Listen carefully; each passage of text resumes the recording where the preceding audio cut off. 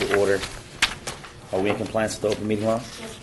Okay, then we'll move to the first line item of business, which is bill number 2012-1 for possible action, adopts an amended development agreement with KAG Property LLC relating to the development of property generally located southwest of the intersection of Fort Apache Road and Moccasin Road, sponsored by Councilman Stephen D. Ross. Staff.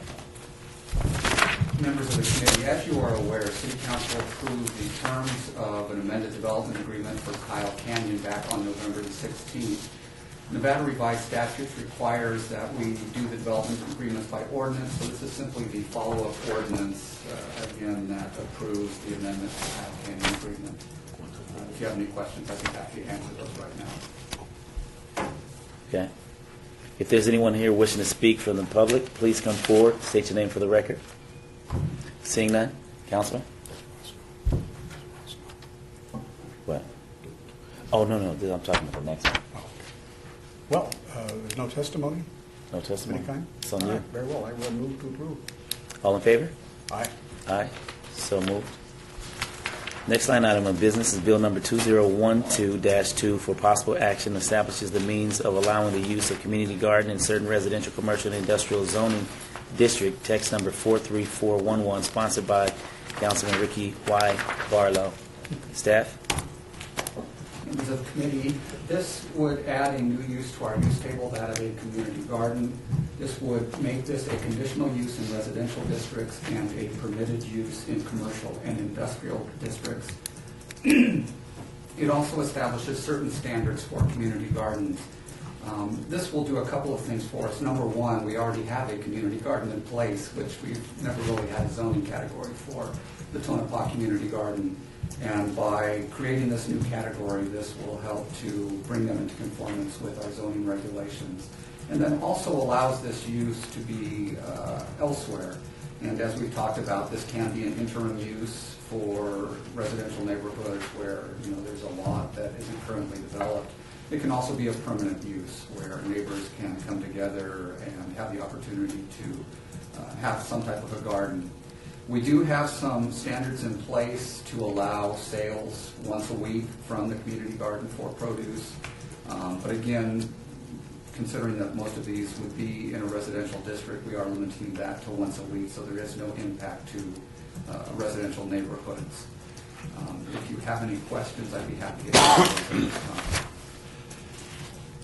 at this time. Is there anyone wishing to speak from the public? If so, please come forward and state your name for the record. Yes, thank you. Todd Farlow, 240 North 19th Street. I'm all for this, but I want to put a kind of a heads up here. If there was some talk at one time about some of the vacant properties being used temporarily for community gardens, but there should be a warning to the people that use that if that property is sold, that they lose the right to harvest, because as legal will tell you, if you plant a crop, you have the right to harvest that crop when it ripens. So I think there ought to be a warning or something saying that if the land is transported or sold, that they lose that right. Thank you. Okay, appreciate that. Mr. Chairman, is that a common law right of some kind, or is it somewhere in statutes that you have a right to harvest? I have no clue, Council. Never heard of that, but my guess is that it's either common law or it applies to agricultural land, but the statutes probably wouldn't kick in. There are statutes with respect to a community garden. Okay. Mr. Chairman, I'd like to congratulate you on bringing this forward, because I think it's been a long time coming, and we need it. I know we're going to need it in Ward 3. Mm-hmm. We've got some areas that just absolutely, some little corners, some little places will never come back, and there'll never be anybody investing in a new house on this piece of property, because it's just so old. Mm-hmm. So I see this as a real opportunity for all of us, and I hope the public adopts it. I had one suggestion, and I don't know if I talked to you about this, but I talked a little bit around the floor on it, and that is that in some neighborhoods, in some cases, they might want to have a greenhouse, and if we have a limitation such as we have on page 2, line 25, where we talk about, or 26, where we talk about the accumulated gross area, where we've got a hard and fast rule on the size of a structure of some kind. I was thinking we might have to amend that, but then in conversations with staff, if someone wanted to put up a greenhouse, which is a wonderful use, it might be more than 10%. So then I think that the staff has a solution to that which would meet my thoughts without having to make any changes in the ordinance. But I wanted to make it on the record. What would we do, staff, if we had a desire to place a structure larger than 10% because it was for use in gardening? So in fact, with the planning department, the limitation exists as one of the conditional use requirements. As is standard in our zoning code, if you do not comply with the conditional use requirements, you can apply for a special use permit. And so that way it would go before a public hearing. So if you wanted to do a larger structure than what would be permitted under the conditional use standards, you could apply for a special use permit. Thanks. Special use permit makes sense because it's easily changed. And because several people might, for example, want to have their structure. They may want a 10 by 10 greenhouse. Might have clear plastic walls and ceilings and be easily put on, cheaply put on, and it would add up to a lot more than 10% possibly. So SUP, would a person need an SUP for their own little thing that No, they would add? it would not. It would be considered an accessory structure. Okay. All right. Good deal. Thanks for bringing it. No, it's not a problem. I've had a number of conversations with the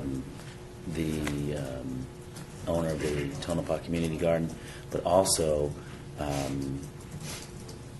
a number of businessmen here in downtown have some questions that they would like answered and worked out as it relates to this ordinance.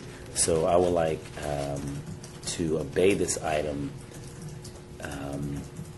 giving me an opportunity to find out what their concerns are, and also seeing if they mesh well with the those in the community who are looking to do the community gardens and the current community gardens, and then bring this item back. Council, how long can I obey this for without it expiring? It hasn't been published yet, so there's no clock running yet. Okay. You would only run the clock if you moved it out today or if you asked that it be published anyway. Okay. And Flynn, should I obey this, for example, for 30 days? Is there any reason as to why you feel that wouldn't be necessary? No, I think 30 days would be appropriate. Okay. Then, Councilman, I will move that's to okay obey with you? this 30 bill. days. Give me time to communicate with everyone, because I want to, my goal is to basically bring a policy or law forward that the business community as well as the residents can live with without impacting anyone indirectly. Okay, I hope nobody fears that they're going to lose their grocery business because somebody might have a community garden. Right. We wouldn't want them to fear that. February 14th.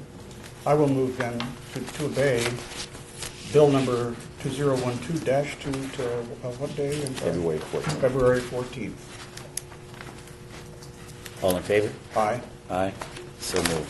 Thank you, Councilman. Okay. Okay, and now we're down to Bill number 2012-3 for possible action, amends the Town Center Development Standards Manual to adjust the land use treatment of pet boarding, solar paneled, and small wind energy systems.